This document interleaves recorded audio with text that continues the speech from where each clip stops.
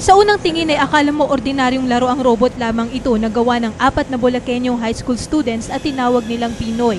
Ngunit ang robot na ito ang nagbigay ng pandaigdigang karangalan sa ating bansa sa larangan ng robotics sa nagdaang World Robot Olympiad na ginanap sa SMX Convention Center kamakailan. Sa 22 bansang naglaban-laban, nasungkit ng Pilipinas ang gintong medalya sa Junior High School Open category dahil sa kakaibang katangian ni Pinoy. Bali 22 countries yung naglaban-laban. They never expected na magkakaroon ng ganyang kalaking robot na pure Lego. Meron din kasing malaking robot doon, India, yung dancing robot nila, pero hindi pure Lego.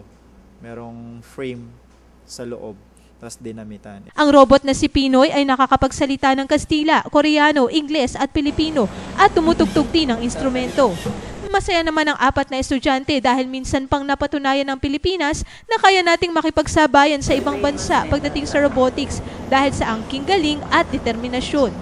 Never po namin na-imagine na kaya po namin gawin to. Saka po sa pagpe-pray kay God, dahil din po sa kanya, sa guidance po niya, nagawa po namin to. So, sa mga kabataan po, wag po silang matatakot na mag-try, mag-explore. If ever man po na mag-fail sila, ano naman kung mag-fail po sila, try lang, ganun po. Kasi dun po nag-umpisa talaga lahat sa pagtatry pong gumawa ng mga bagay pa. Yung teamwork namin, yung pong tiyaga ng bawat isa, pasensya, saka yung determination po namin na magbigay ng glory kay God sa country, saka po dito sa school.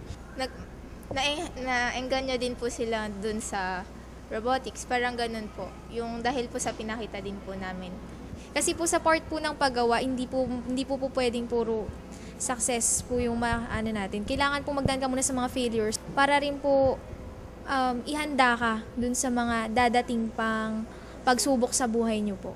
Nakapagbigay naman ng inspirasyon sa ibang estudyante ang nakamit at tagumpay ng 4 na kabataan. Sa ngayon ay pinaghahandaan na ng grupo ang Robotics Olympiad sa susunod na taon. For sure is joining namin sa Philippine Robotics Olympiad next year, September. Noreen Armillo para sa Hataw Balita ng UNTV News Worldwide. Noreen Armillo para sa UNTV News Worldwide at ito ang balita. Noreen Armillo, Fast Break News, Bulacan.